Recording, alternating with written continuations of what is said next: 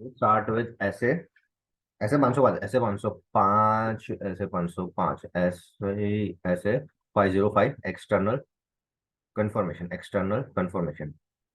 पहलू पॉइंट શું છે? Scope of evidence, scope of evidence, scope what is the scope of SF505? SF505 deals with the auditor's use of external confirmation procedures to obtain audit evidence in accordance with the requirements of SA330 and SA500. SF505 deals with the auditor's use of external confirmation procedures to obtain audit evidence. શું છે? Scope. What is the scope? Okay, it deals with the auditor's use of external confirmation. Auditor's use of external confirmation. Auditor use of external confirmation for obtaining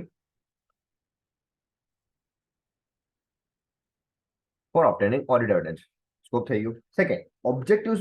What is the objective of the auditor? To design and perform external confirmation procedures to obtain relevant and reliable audit evidence. To design and perform external objective. What is the objective? Objective क्या है? What is the objective? Objective to design and perform external confirmation procedures to obtain relevant and reliable audit evidence. To design design करो and perform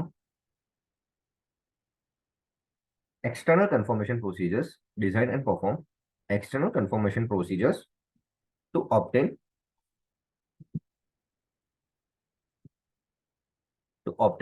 relevant and reliable audit evidences. बताइए. Objective to design and perform external control procedures to obtain relevant and reliable audit evidences. That is done. Now, meaning and type of external confirmation. Now, अब external confirmation कितने type के होता है? पहला positive, negative, positive. Second is negative. What is positive? Positive confirmation request. Audit evidence obtained as a direct return to the auditor from a third party, whether in a paper form or by electron. They can be of two types. Pehla, positive confirmation request. A request that the conforming party responds directly to the auditor, indicating whether the conforming party agrees or disagrees with the information in the request or providing the requested information. मतलब जब भी agree करेगा या तो disagree करेगा, दोनों में भेजना, दोनों में भेजेगा reply. But negative confirmation request क्या है? जब डिसअग्री होगा तभी ही भेजेगा हमें, तभी उसका रिप्लाई देगा सामने वाला बंदा. So this is what is two types of external confirmation. First is positive, second is negative external confirmations. Now we move ahead. External confirmation procedures, ECP क्या है? यहाँ पे जो अपन ने देखा ECP, design and perform external control procedure. External control procedure, अब ये एक्सटर्नल कंट्रोल प्रोसीजर्स क्या होती है तो वो देख लेते हैं. What is external control procedure? External control procedures क्या क्या है? What is external control procedures? So external control procedures क्या क्या होती है? तो पहले determining the information to be confirm और रिक्वेस्टेड. ठीक है, पहला पॉइंट क्या है कि जो भी इंफॉर्मेशन भेजनी है उसको डिटरमाइन करो कि क्या आपको कंफर्म करना है, तो वो डिटरमाइन करो. So information, determine the information to be confirm. Second second is selecting the appropriate confirming party. Selecting the appropriate confirming party मतलब ये क्या बोल रहा है कि किसको भेजना है? जिसको नॉलेज होना चाहिए. The auditor believes is knowledgeable. सामने वाला जो है उसको नॉलेज होना चाहिए कि इस पार्टी के बारे में क्या क्या है. सो अप्रोप्रिएट कंफर्मिंग पार्टी क्या है कि select the party which have knowledge. Select knowledgeable, select knowledgeable party. Then third क्या है? Designing the confirmation request. Design करो. क्या डिजाइन करना है? डिजाइन करना है. तो क्या क्या डिजाइन करना है? It also include determining the request properly address. तो प्रॉपरली एड्रेस की है कि नहीं वो लिख लो पहले तो, कि प्रॉपरली एड्रेस्ड है कि नहीं. फिर सेकंड पॉइंट क्या देखना है कि contain written information for responses to be directly send to the auditor. ठीक है. अब फैक्टर्स ये मेन आंसर है. फैक्टर्स कौन कौन से हैं? So what are the factors while designing while designing confirmation request. रिक्वेस्ट, तो क्या क्या फैक्टर्स ध्यान में रखने हैं? तो पहला पहला पॉइंट क्या है कि अजर्शन बीइंग एड्रेस, अजर्शंस क्या क्या है वो ध्यान रखो। फिर risk of material misstatement, specific identified risk of material misstatement, identified RMM, वो वो ढूंढ लो कि अजर्शंस क्या क्या हमको एड्रेस करना है, वैल्यूएशन है, वो जो जो भी चार पांच है उसमें से कौन सा हमें पकड़ना है। फिर रिस्क ऑफ मटेरियल मिसस्टेटमेंट देख लो। थर्ड पॉइंट क्या है? Third point is design and layout, design and layout, layout and presentation देख लो, जो भी लेआउट है वो देख लो, layout and presentation of request. Fourth point क्या है कि prior experience of audit of for similar engagement, मतलब जो ऑडिटर ये ऑडिट कर रहा है उसके प्रायर एक्सपीरियंस में एक्सटर्नल कंफर्मेशन, अगर जिस कंपनी की ऑडिट हो रही है उसके पिछले साल ऑडिट की थी तो उसमें क्या क्या एक्सटर्नल कंफर्मेशन मांगे थे, तो प्रायर एक्सपीरियंस मांग लो, प्रायर एक्सपीरियंस। फिर फिफ्थ फिफ्थ पॉइंट क्या है? Method of communication, method of communication, email है, राइटिंग है, वो सब डिसाइड कर लो। So method, method of communication, method of communication, method of communication. फिर सिक्स सिक्स मैनेजमेंट ऑथराइजेशन और encouragement to confirming party to respond. Management का क्या है, मैनेजमेंट का क्या असूल है इसमें, मैनेजमेंट क्या क्या पक्ष ले रही है कि ये लोग रिप्लाई करेंगे कि नहीं करेंगे। So management authorisation, management authorisation that whether the party will respond or not, whether party will respond or not, ये हो गया। और लास्ट पॉइंट है कि ability of confirming party to provide, सामने वाली पार्टी भी एबिलिटी है कि नहीं उसकी, ability of confirming party, ability of confirming party, ability of confirming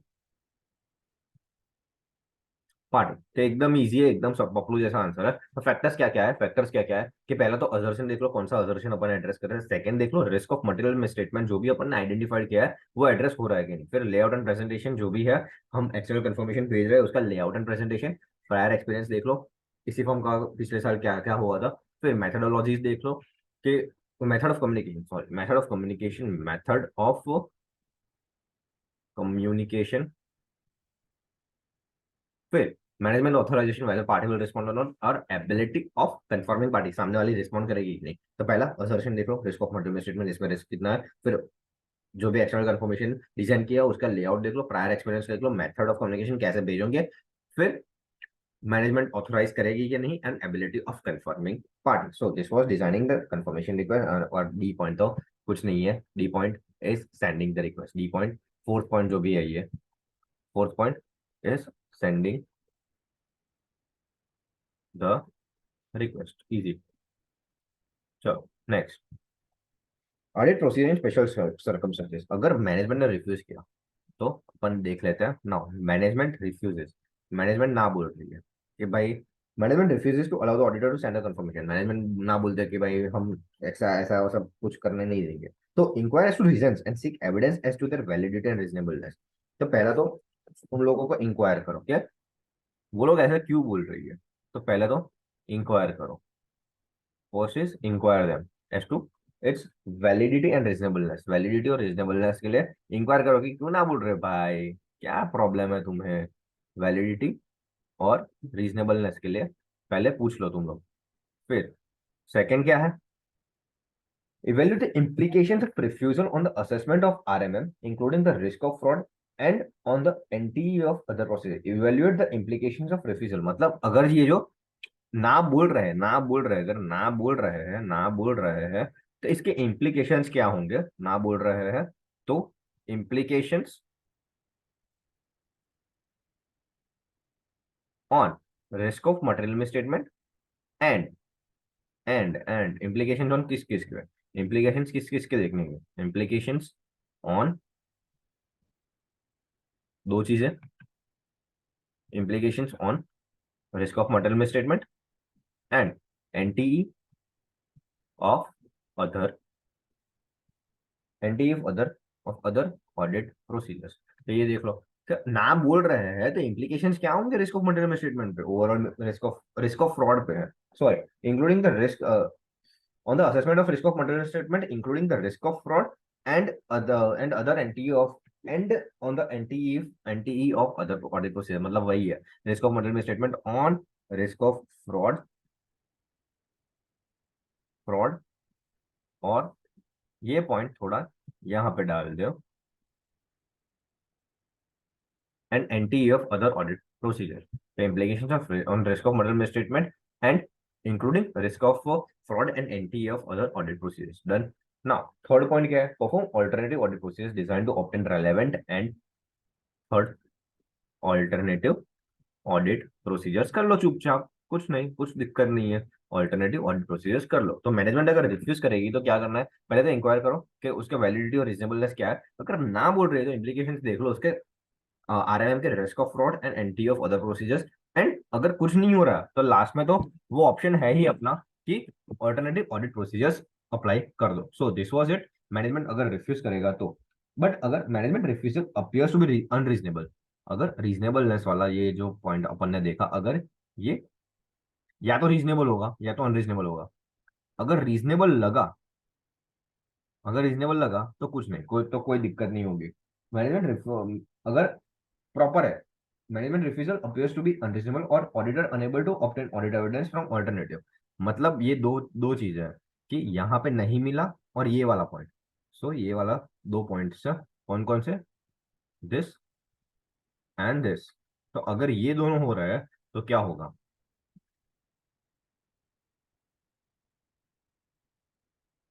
तो अगर ये दोनों हो रहा है तो communicate to TCWG implications for of the audit and effect of auditors opinion. मतलब पहला तो टीसीडब्ल्यूजी को बताओ 260 में इसके इम्प्लीकेशंस देख लो, ऑडिट पे क्या होंगे, implications on audit, implications on audit देख लो। और लास्ट का थर्ड पॉइंट है कि इसका ऑडिटर्स ओपिनियन में क्या इफेक्ट होगा, ऑडिटर्स ओपिनियन,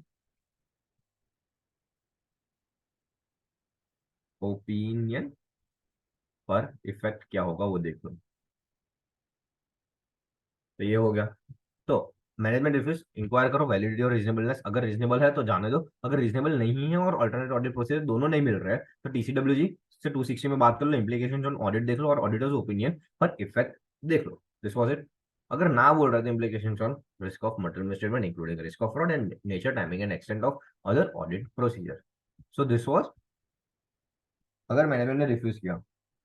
अब रिजल्ट क्या है, result of external confirmation procedure, result, अब रिजल्ट देखते हैं कि एक्सटर्नल कंफर्मेशन प्रोसीजर के रिजल्ट्स क्या आ सकते हैं। तो रिजल्ट्स, रिजल्ट्स में पहला क्या है, factors raising doubt over reliability. अगर आपको डाउट हो रहा है, रिलायबिलिटी ऑफ रिस्पॉन्स, अगर आपको डाउट हो रहा है, डाउट ऑन, पहला पहला केस है, रिजल्ट्स में देख लें, तीन तीन ही है ना, एक दो तीन और चार है। तो अपन चार रिजल्ट्स को देखने वाले हैं। तो चलो चार रिजल्ट्स देख लेते हैं।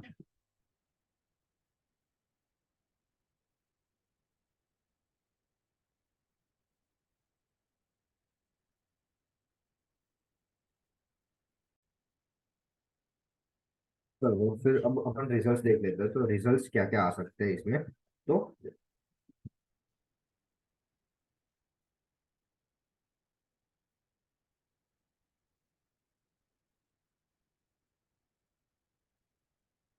अगर रेजिंग डाउट्स ओवर रिलायबिलिटी, अगर डाउट्स आ रहा है ओवर रिलायबिलिटी, ठीक है चलो,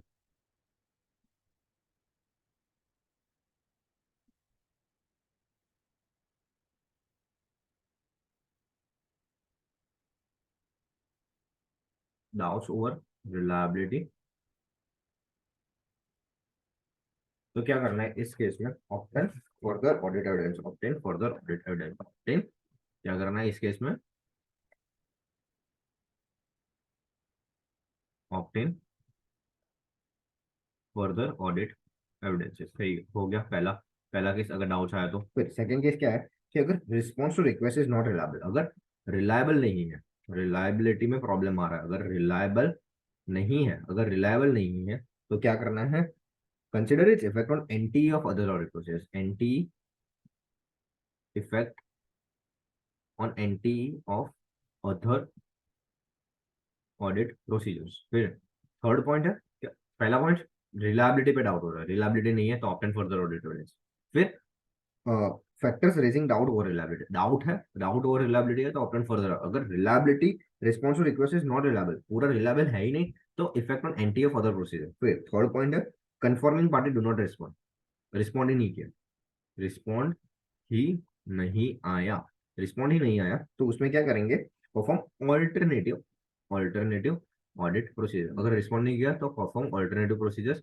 एंड फोर्थ पॉइंट है कि अगर no confirmation obtained when auditor determines that response is necessary and alternate will not provide the evidence required determine its effect on the auditor opinion। मतलब ये पॉइंट क्या बोल रहा है कि नो कंफर्मेशन ऑप्टेन, कंफर्मेशन नहीं आया, कंफर्मेशन नहीं आया, but obtained when auditor determines that response is necessary, but auditor को लगता था कि रिस्पॉन्स जरूरी है, रिस्पॉन्स इज नेसेसरी और ऑल्टरनेटिव ऑडिट प्रोसीजर भी नहीं हो सकते, तो क्या करना है, तो ऑडिटर्स ओपिनियन पे इफेक्ट उसका देख लो, ऑडिटर ओपिनियन पे इफेक्ट देख लो। तो वेरी सिंपल रिजल्ट्स, अगर डाउट्स है रिलायबिलिटी पे, अगर डाउट्स है रिलायबिलिटी पे, तो ऑप्टेन फर्दर ऑडिट एविडेंस। अगर रिलायबल है ही नहीं, रिलायबल ही नहीं है, तो effect on nature, timing and extent of other audit procedures. अगर रिस्पॉन्ड नहीं किया सामने वाली कंफर्मिंग पार्टी ने, तो अल्टरनेटिव ऑडिट प्रोसीजर कर लो। बट अगर कंफर्मेशन नहीं मिला और ऑडिटर मानता है कि रिस्पॉन्स जरूरी है और अल्टरनेटिव प्रोसीजर करना ही मुमकिन नहीं है, तो ऑडिटर्स ओपिनियन, ऑडिटर ओपिनियन पे इफेक्ट देख लो, मतलब 705 पे इफेक्ट देख लो। This was it. नाउ आगे बढ़ते हैं। अगर expect exception offers, exception is a response that indicates a difference between information requested to be confirmation. अगर एक्सेप्शन मिले, तो एक्सेप्शन क्या है, बड़ा सिंपल सा पॉइंट है। एक्सेप्शन मतलब क्या होता है कि जो मांगा और जो मिला, जो मांगा था, तो क्या है, information requested to be confirmation, requested जो रिक्वेस्ट की थी, और द इंफॉर्मेशन कंफर्म, इंफॉर्मेशन जो कंफर्म हुई, इंफॉर्मेशन कंफर्म जो हुई, उसमें वेरिएशन है। Exception is a response that indicates a difference, इन दोनों में जो भी डिफरेंस है उसको हम एक्सेप्शन बोलते हैं। अब आगे बढ़ते हैं, इन दोनों को एक्सेप्शन बोलते हैं। Auditor should investigate to determine whether और not they are indicative of misstatement, मतलब अगर ये जो डिफरेंस आया है वो मिसस्टेटमेंट, मटेरियल मिसस्टेटमेंट है कि नहीं, वो देख लो उसमें। फिर लिमिटेड यूज ऑफ नेगेटिव, मतलब ये जो अपन ने पढ़ा नेगेटिव, नेगेटिव वो थोड़े लिमिटेड जगह पे ही यूज करने का, कहाँ करने का, कि negative confirmation provide less persuasive audit evidence than positive confirmation. Accordingly, the auditor shall use negative confirmation request as the sole substantive audit procedure only when all the following conditions are present। मतलब negative confirmation कब कब use करने का, क्योंकि ये है ना, क्या करता है कि लेस परस्यूसिव ऑडिट एविडेंस है, लेस परस्यूसिव ऑडिट एविडेंस है, तो इसको थोड़ी थोड़ी जगह पे ही करने का। तो कौन कौन सी जगह है, पहले low risk of material misstatement and auditor has obtained sufficient appropriate audit evidence regarding operating effectiveness. मतलब पहले तो जहां पे low risk of material misstatement है, और and low risk of material misstatement and auditor has obtained साई regarding opted and Sai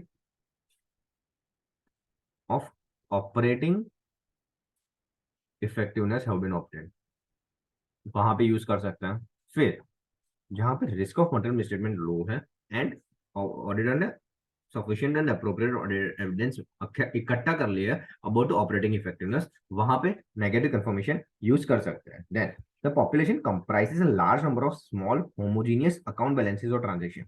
population में क्या क्या चीजें हैं, स्मॉल होमोजीनियस,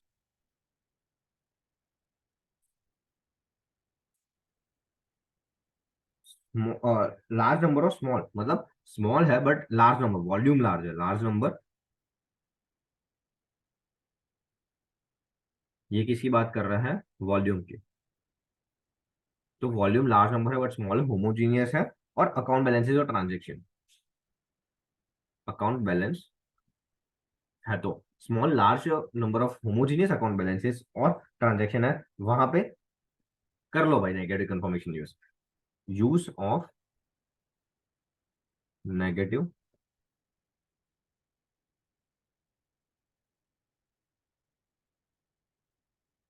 कंफर्मेशन हो गया। फिर सी पॉइंट क्या है? C point a very low exception rate expected, मतलब ये जो अपन ने पढ़ा एक्सेप्शन रेट है, एक्सेप्शन रेट है वो वेरी लो है। Low rate of exception rate, low exception rate, exception rate बहुत लो हम एक्सपेक्ट कर रहे हैं, वहां पे यूज कर लो नेगेटिव कंफर्मेशन रिक्वेस्ट। और डी पॉइंट है the auditor is not aware of circumstances और conditions that would cause recipients of negative information to disregard such request. The auditor is not aware of circumstances or conditions that would cause recipients of negative confirmation request to disregard, मतलब auditor को पता ही नहीं है कि कोई अगर negative confirmation आएगा तो भी चलेगा, ठीक है। ये डी वाला पॉइंट है थोड़ा, नॉट अवेयर ऑफ सर्कमस्टेंसेस, ऐसा याद रख लो, ये थोड़ा है ना रटने वाला है कि नॉट अवेयर ऑफ सर्कमस्टेंसेस के सामने वाला क्यों रिप्लाई नहीं करेगा, वो ऑडिटर को नहीं पता। नॉट अवेयर ऑफ सर्कमस्टेंसेस कि सामने वाला क्यों रिप्लाई नहीं करेगा, क्यों रिप्लाई नहीं करेगा, वो उसको पता ही नहीं है। तब वहां पे वो ये लगा दे सकता है कि यूज ऑफ नेगेटिव कंफर्मेशन। तो एकदम इजी स्टैंडर्ड है, एकदम पॉपुलर जैसा है। तो ऐसे 505 एक्सटर्नल कंफर्मेशन क्या क्या बोलता है फटाफट एक बार गो थ्रू कर लेते हैं। अपने रिटर्न नोट्स ही मस्त वाले बनाए ना। Scope auditor use of external scope क्या है? Auditor use of external confirmation for obtaining audit evidence, समझ लिया। Objective design and perform external control procedures relevant and reliable for obtaining audit evidence, for obtaining audit evidences, for obtaining the audit evidences। अब external confirmation के दो type के होते हैं, positive and negative, positive and negative, positive and negative. Positive क्या है कि जहां पे अग्री और या फिर डिसएग्री कर रहे हो दोनों में रिप्लाई करो। नेगेटिव डिसएग्री करेंगे तब भी रिप्लाई करेंगे। अब यूज ऑफ नेगेटिव कंफर्मेशन बहुत लिमिटेड यूज है क्योंकि लेस परस्यूसिव ऑडिट एविडेंस है। अब कहाँ कहाँ यूज कर सकते हैं? फर्स्ट ए, जब risk of material misstatement low है एंड सफिशिएंट ऑडिटर ने sufficient and appropriate audit evidence इकट्ठे कर लिया about the operating effectiveness, population small homogeneous and large number में है एंड अकाउंट बैलेंसेस और ट्रांजेक्शन के लिए कर सकते हैं। फिर एक्सेप्शन रेट जो अपन डिटरमाइन करेंगे वो बहुत कम डिटरमाइन, बहुत लो लो रेट ऑफ एक्सेप्शन रेट है एंड ऑडिटर अवेयर ही नहीं है कि सामने वाला क्यों रिप्लाई नहीं करेगा, उसको पता ही नहीं है। तब उस सिचुएशन में अपन नेगेटिव कंफर्मेशन यूज कर सकते हैं। Now external confirmation procedure 4 step है। इन्फॉर्मेशन डिटरमाइन करो, अप्रोप्रिएट कंफर्मिंग पार्टी डिटरमाइन करो, डिजाइन डिजाइन करो और last sending the request. Sending the request में कुछ नहीं है। पहला इन्फॉर्मेशन डिटरमाइन करो, कुछ नहीं है, टाइम पास है। Appropriate confirming party, appropriate confirming party में क्या है कि जो भी नॉलेजेबल पार्टी है उसको ही अपन सिलेक्ट करेंगे। डिजाइन डिजाइन क्या करेंगे? प्रॉपर्ली एड्रेस होना चाहिए जिसको भेजना है। फैक्टर्स, फैक्टर्स इंपॉर्टेंट है कि असर्शन देख लो, कौन सा असर्शन तुम इंप्लाई कर रहे हो वो आप तुमको पता होना चाहिए। रिस्क ऑफ मटेरियल स्टेटमेंट देख लो, लेआउट क्या है, लेआउट जो तुम भेज रहे हो उसका लेआउट क्या है। फिर प्रायर एक्सपीरियंस देख लो, प्रायर एक्सपीरियंस देख लो। मेथड ऑफ कम्युनिकेशन देख लो, मैनेजमेंट ऑथोराइज कि भाई ये पार्टी रिप्लाई करेगी कि नहीं and ability of the confirming party to respond. तो वो सब देख लो, खत्म बात। अगर मैनेजमेंट रिफ्यूज करेगी कि भाई हम भेजने नहीं देंगे तो पहले तो इंक्वायर करो, वैलिडिटी और रीजनेबलनेस देख लो कि क्यों ना बोल रहे हैं। बट अगर सेकंड देख लो कि ना बोल रहे हैं तो उसका इम्प्लीकेशन क्या होगा on risk of material statement and including risk of fraud and nature and timing of other audit procedure. And third point है ऑल्टरनेटिव ऑडिट प्रोसीजर अप्लाई कर लो। बट अगर अल्टरनेटिव ऑडिट प्रोसीजर भी नहीं हो रही है और जो इंक्वायर किया किया और रीजन दे रहे हैं वो कुछ भी फालतू फालतू कुछ भी बोल रहा है तो टीसीडब्ल्यूजी 260 में टीसीडब्ल्यूजी को कम्युनिकेट करो, इम्प्लीकेशन ऑन ऑडिट देख लो एंड ऑडिटर्स ओपिनियन पर इफेक्ट देख लो अंडर ऐसे अंडर ऐसे 705। नाउ रिजल्ट्स अगर डाउट्स है रिलायबिलिटी पे तो अपन फर्दर ऑडिट एविडेंस। अगर रिलायबल नहीं ही है, रिलायबल ही नहीं है तो effect on nature timing and extent of further audit procedure. Third है रिस्पॉन्ड ही नहीं कर रहा तो अल्टरनेटिव ऑडिट प्रोसीजर अप्लाई कर लो। एंड अगर कंफर्मेशन ही नहीं आ रहा है बट ऑडिटर मानता है और जानता है, ऑडिटर मानता है, ऑडिटर को लगता है कि भाई ये रिस्पॉन्स आना जरूरी है और ऑल्टरनेटिव ऑडिट प्रोसीजर करना, ऑल्टरनेटिव ऑडिट प्रोसीजर हो ही नहीं सकती तो ऑडिटर ओपिनियन पे इफेक्ट देख लो अंडर ऐसे 705। खत्म बात। फिर एक्सेप्शन क्या है कि जो रिक्वेस्टेड इंफॉर्मेशन थी और जो कंफर्म्ड इंफॉर्मेशन थी, जो भी इंफॉर्मेशन रिक्वेस्टेड थी और कंफर्म थी उसमें जो भी डिफरेंस आएगा और जो मटेरियल मिस्टेक और उसमें इंडिकेटिव ऑफ मिसस्टेटमेंट्स है तो उसे हम एक्सेप्शंस बोलेंगे। एंड दिस वाज इट ऐसे 505 एक्सटर्नल कंफर्मेशन।